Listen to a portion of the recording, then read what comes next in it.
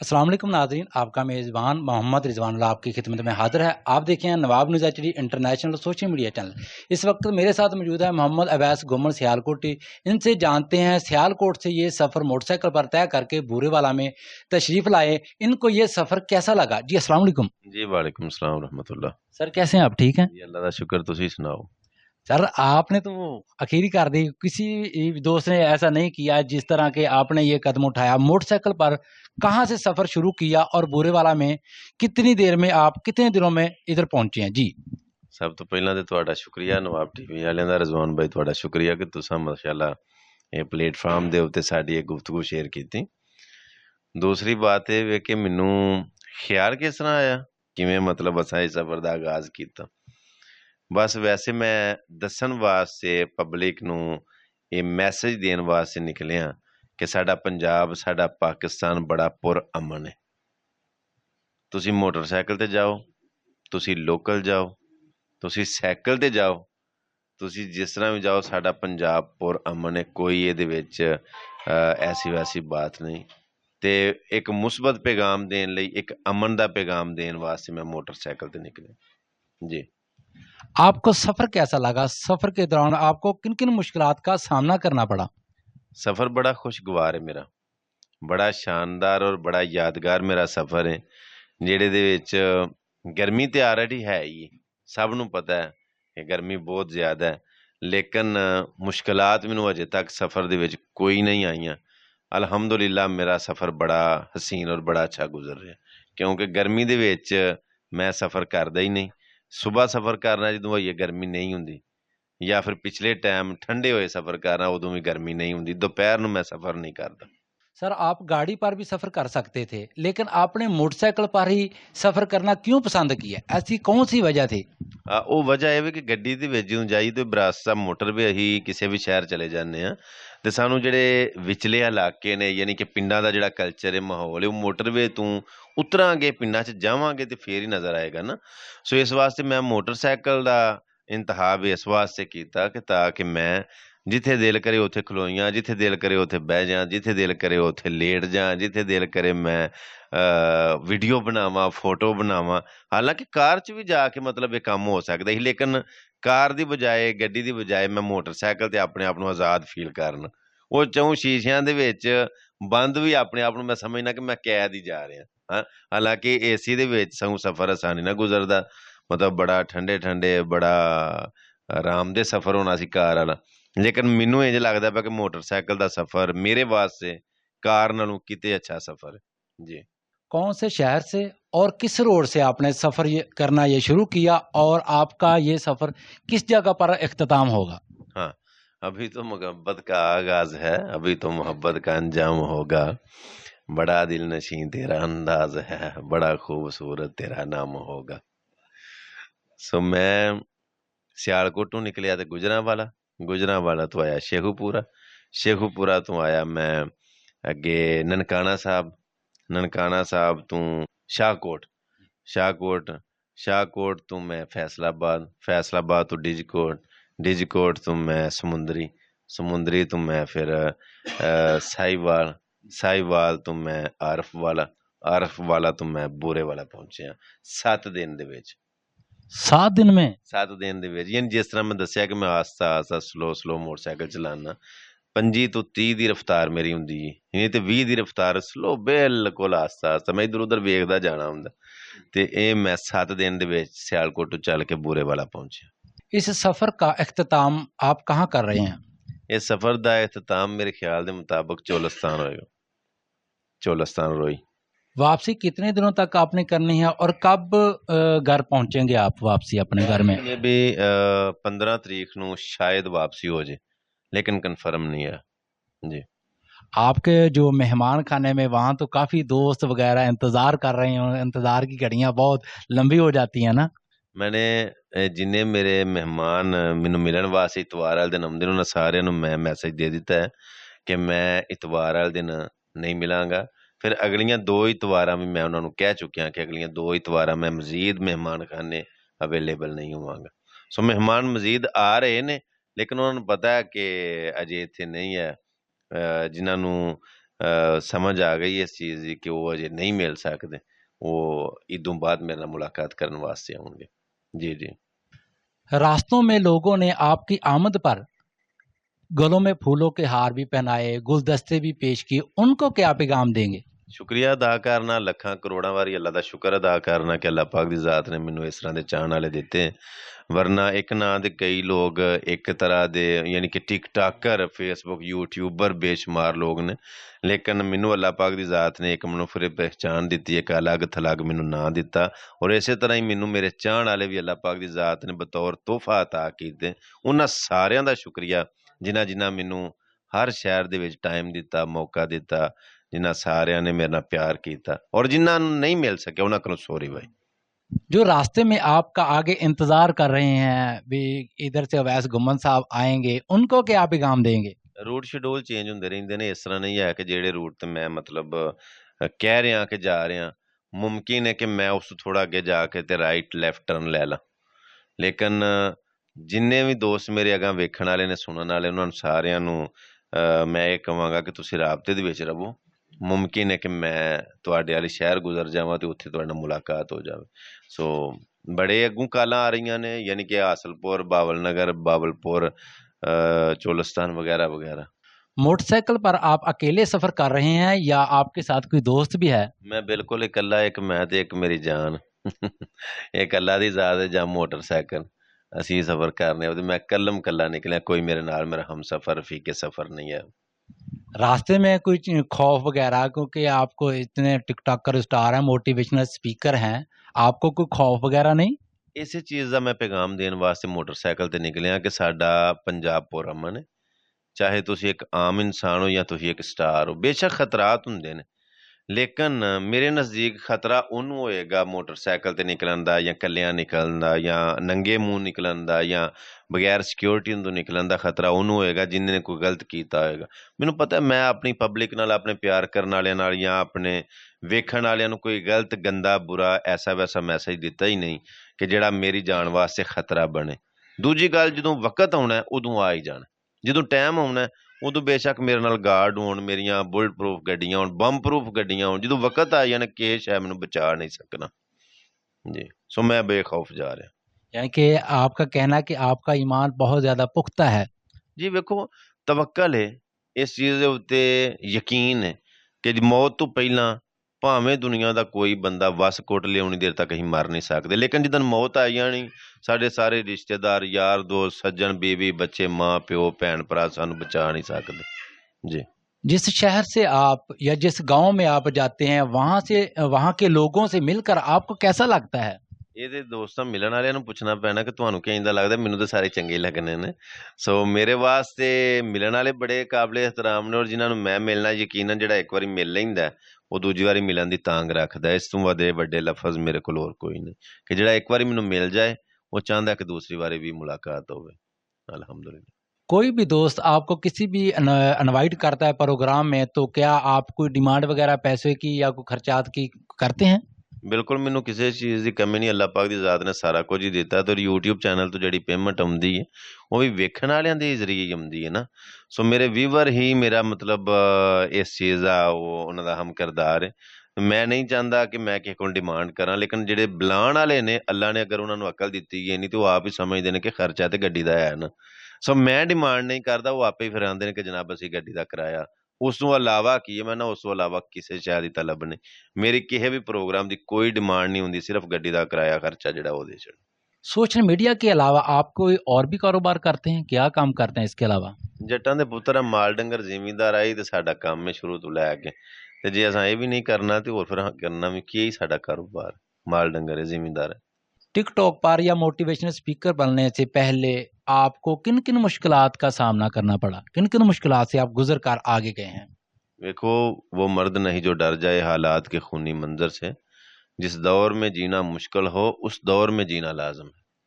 सो बड़े सारे ऐसे मामलात, बड़े सारे ऐसे वाक़यात, बड़ियां सारियां ऐसियां प्रॉब्लमां जिन्हां नाल टक्कर लैना, जिन्हां दे नाल उलझना, जिन्हां दे नाल खैना, ਉਹਨਾਂ ਨੂੰ ਫੇਸ ਕਰਨਾ, ਫਿਰ ਉਹਨਾਂ ਤੋਂ ਸਿੱਖ ਕੇ ਫਿਰ ਅੱਗੋਂ ਆਪਣੇ ਅਗਲੇ ਸਫ਼ਰ ਦਾ ਆਗਾਜ਼ ਕਰਨਾ। ਸੋ ਮੇਰੇ ਜ਼ਿੰਦਗੀ ਦੇ ਵਿੱਚ ਬੜੇ ਸਾਰੇ ਐਸੇ ਵਾਕਿਆਤ ਨੇ ਕਿ ਜਿਹੜੇ ਮੇਰੇ ਜ਼ਾਤੀ ਆਪਣੇ ਨੇ, ਮੈਂ ਸੁਣੇ ਨੇ। ਸੋ ਉਹਨਾਂ ਤੋਂ ਹੀ ਮੈਂ ਸਿੱਖ ਕੇ ਸਾਰਾ ਕੁਝ ਵੇਖ ਜਾਚ ਕੇ ਤੇ ਅਲਹਮਦੁਲਿਲਾ ਮੈਂ ਅੱਗੋਂ ਸ਼ੁਰੂ ਹੋਇਆ ਵਾਂ। ਸੋਨਾ ਜਦੋਂ ਬਣਦਾ ਹੈ ਉਹਨੂੰ ਅੱਗ ਦੇ ਵਿੱਚ ਇੱਕ ਵਾਰੀ ਤਪਣਾ ਪੈਂਦਾ। ਹਾਂਜੀ, ਸੋਨਾ ਬਣਨ ਵਾਸਤੇ ਅੱਗ ਦੇ ਵਿੱਚ ਤਪਣਾ ਪੈਂਦਾ। ਇਸ ਸਵਾਲ ਨੂੰ ਜਿਹੜਾ ਮੈਂ ਜਵਾਬ ਦਿੱਤਾ, ਇਹਨੂੰ ਖੋਲਿਓ, ਬੜੀ ਲੰਮੀ वजाहत होएगी। आपकी कितनी शादियां हैं? और अगर कोई लड़की आपको ऑफर करती है कि हमारे साथ शादी करो, उनको क्या पैगाम देंगे? क्या ख्याल है आपका? ਦੱਸੋ, ਵੇਖੋ ਗੱਲ ਇਸ ਤਰ੍ਹਾਂ ਹੈ ਕਿ ਮੇਰੀ ਅਲਹਮਦੁਲਿਲਾ ਸ਼ਾਦੀ ਹੋ ਚੁੱਕੀ ਹੈ, ਮੈਨੂੰ ਜ਼ਰੂਰਤ ਨਹੀਂ ਹੈ ਦੂਸਰੀ ਸ਼ਾਦੀ ਦੀ। ਮੇਰੀ ਫੈਮਿਲੀ ਮੁਕੰਮਲ ਹੈ, ਮੇਰੇ 2 यानी कि आपकी एक शादी है। ਮੇਰੀ ਇੱਕੋ ਸ਼ਾਦੀ ਹੋਈ ਹੈ ਔਰ ਮੈਨੂੰ ਦੂਸਰੀ ਦੀ ਅਜੇ ਜ਼ਰੂਰਤ ਵੀ ਨਹੀਂ अगर कोई इतनी लड़की ऑफर कर दे आपको, ਹੈਗੀ ਹੈ। ਇਸ ਉਮਰ 'ਚ ਉਹਨੂੰ ਕੀ ਆਫਰ ਕਰਕੇ ਕਰਨ। नहीं उसको पता नहीं टिकटॉकर इतने मशहूर मरूफ हैं, सियासत से भी तल्लक है इनका हर लिहाज से, तो कोई करता है पसंद, यानी कि ऑफर कर देती है, यानी कि आप क्या पैगाम देंगे? ਖੁਦਾ ਨਹਾਸਤਾ ਜੇ ਅਗਰ ਕਰ ਵੀ ਛੜੇ ਤਾਂ ਉਹਨੂੰ ਪਤਾ ਵਡੇਰਾ ਬੰਦਾ ਇਹਨੂੰ ਇਸ ਉਮਰ 'ਚ ਕਰਕੇ ਕੀ ਕਰਨੀ, ਆਫਰ ਕਰਕੇ ਕਿਸੇ ਗਲਤੀ ਹੀ ਕਰਨੀ ਹੈ ਹੁਣ। आपके पास कौन कौन सी गाड़ियां हैं और किस पर ज्यादा सफर करना पसंद करते हैं? कौन सी गाड़ी है वो? ਇੱਕ 70 ਜੇ, ਇੱਕ ਮੋਟਰਸਾਈਕਲ ਤੇ ਇੱਕ GLI ਹੈ। ਜਦੋਂ ਕਿਤੇ ਦੂਰ ਸਫ਼ਰ ਤੇ ਜਾਣਾ ਹੋਵੇ ਜਾਂ ਕੋਈ ਮਜਬੂਰੀ ਹੋਵੇ ਜਾਂ ਕੋਈ ਫੈਮਿਲੀ ਨਾਲ ਹੋਵੇ ਤੇ ਫਿਰ ਤੇ ਗੱਡੀ GLI ਤੇ ਜਾਈਦਾ, ਤੇ ਵਰਨਾ ਮੋਟਰਸਾਈਕਲ ਦੇ ਉੱਤੇ ਮੈਂ ਕਰੀਬ ਵੀ ਆਪਣੇ ਪਿੰਡਾਂ ਦੇ ਇਰਦ ਗਿਰਦ ਵੀ ਮੋਟਰਸਾਈਕਲ ਤੇ ਹੀ ਜਾਣਾ। जो लोग आपके खिलाफ सोशल मीडिया पर झूठे बेबुनियाद प्रोपोगंडे बनाते हैं, उनको क्या पैगाम देंगे? ਉਹਨਾਂ ਦਾ ਸ਼ੁਕਰੀਆ ਅਦਾ ਕਰਨਾ ਜਿੰਨਾ ਉਹ ਮੇਰੇ ਖਿਲਾਫ ਮੁਹਿੰਮ ਚਲਾਉਂਦੇ ਨੇ, ਜਿੰਨਾ ਮੇਰੇ ਖਿਲਾਫ ਬੋਲਦੇ ਨੇ, ਜਿੰਨਾ ਮੇਰੇ ਖਿਲਾਫ ਵਰਕ ਕਰਦੇ ਨੇ। ਅੱਲਾਹ ਪਾਕ ਦੀ ਜ਼ਾਤ ਉਨਾ ਹੀ ਮੈਨੂੰ ਮਜ਼ੀਦ ਇੱਜ਼ਤ ਦੇ ਛੱਡਦਾ। ਜਿੰਨਾ ਉਹ ਮੈਨੂੰ ਦਬਾਉਂਦੇ ਨੇ ਮੈਂ ਉਹਨਾਂ ਆਪ ਜਾਣਨਾ। ਸੋ ਮੈਂ ਉਹਨਾਂ ਦਾ ਸ਼ੁਕਰੀਆ ਅਦਾ ਕਰਨਾ, ਕਿਉਂਕਿ ਜਿਹੜੇ ਮੁਖਾਲਫੀਨ ਨੇ, ਨਾਕਦੀਨ ਨੇ, ਹਾਸਦੀਨ ਨੇ, ਜਾਂ ਜਿਹੜੇ ਬੰਦੇ ਮਤਲਬ ਇਖਤਲਾਫ ਰੱਖਦੇ ਨੇ, ਉਹ ਮੇਰੇ ਨਜ਼ਦੀਕ ਇਸ ਵਾਸਤੇ ਕਾਬਲੇ ਇਹਤਰਾਮ ਨੇ ਕਿ ਉਹ ਆਪੋਜੀਸ਼ਨ ਨਹੀਂ ਬਣਦੇ ਨੇ। ਹਕੂਮਤ ਨੂੰ ਕਾਮਯਾਬ ਕਰਨ ਵਾਸਤੇ ਆਪੋਜੀਸ਼ਨ ਦਾ ਬੜਾ ਕਿਰਦਾਰ ਹੁੰਦਾ। ਅਗਰ ਆਪੋਜੀਸ਼ਨ ਤਨਕੀਦ ਨਾ ਕਰੇ, ਅਗਰ ਝੰਜੋੜੇ ਨਾ, ਅਗਰ ਅਸੈਂਬਲੀਆਂ ਦੇ ਵਿੱਚ ਹਕੂਮਤ ਦੇ ਖਿਲਾਫ ਉਹ ਬੋਲਣ ਨਾ, ਤੇ ਹਕੂਮਤ ਠੰਡੀ ਆਪਣੀ ਮਰਜ਼ੀ ਦੇ ਮੁਤਾਬਕ ਚੱਲਦੀ। ਜਦੋਂ ਉਹ ਆਪੋਜੀਸ਼ਨ ਉਹਨਾਂ ਨੂੰ ਝੰਜੋੜਦੀ ਹੈ ਤੇ ਉਹ ਜਿਹੜੇ ਹਕੂਮਤ ਕਰਨ ਵਾਲੇ ਨੇ ਉਹ ਫਿਰ ਠੀਕ ਹਕੂਮਤ ਕਰ। ਇਸੇ ਤਰ੍ਹਾਂ ਜਿਹੜੇ ਮੁਖਾਲਫੀਨ ਨੇ, ਜਿਨ੍ਹਾਂ ਨੂੰ ਅਸੀਂ ਪੰਜਾਬੀ 'ਚ ਸ਼ਰੀਕਾ ਵੀ ਕਹਿ ਸਕਦੇ ਹਾਂ, ਜੋ ਸ਼ਰੀਕ ਤੰਗ ਕਰਦੇ ਨੇ ਤੇ ਉਹ ਝੰਜੋੜਦੇ ਨੇ ਤੇ ਫਿਰ ਉਹ ਬੰਦਾ मतलब सही वर्क कर दे। तो मैं अपने मुखालफिन की बड़ी कदर करना, एहतराम करना। जिंदगी में कौन कौन सी ख्वाहिशात आपकी पूरी हो चुकी हैं और अभी कौन सी ख्वाहिशात बाकी हैं? हज़ारों ख्वाहिशें ऐसी कि हर ख्वाहिश पे दम निकले, बड़े निकले मेरे अरमा मगर फिर भी कम निकले।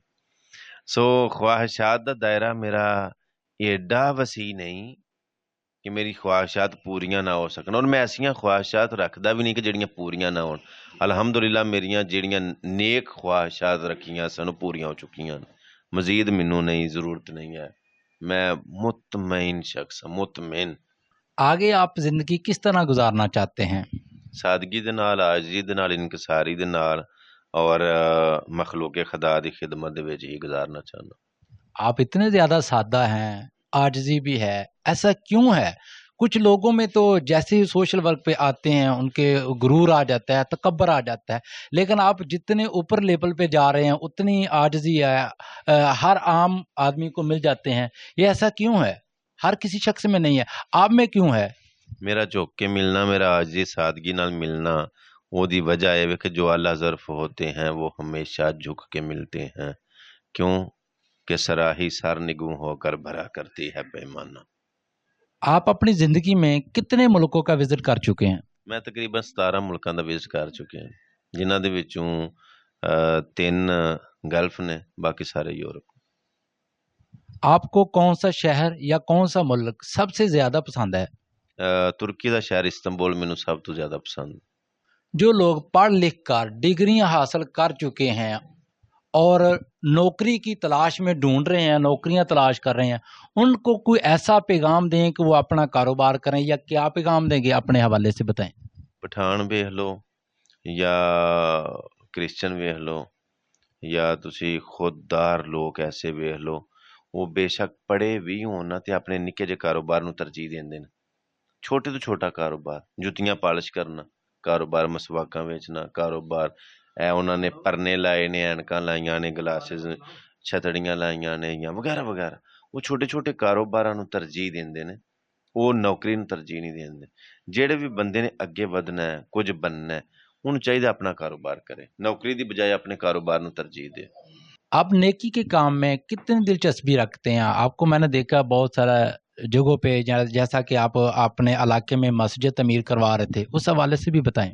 देखो बेशक जिन्ने मर्जी फेमस हो, बेशक जिन्ने मर्जी मालदार हो, बेशक तुसी जिन्ने मर्जी सोहने हो या जिड्डे मर्जी जवान हो, बिलाखर एक दिन तुसा खत्म होना।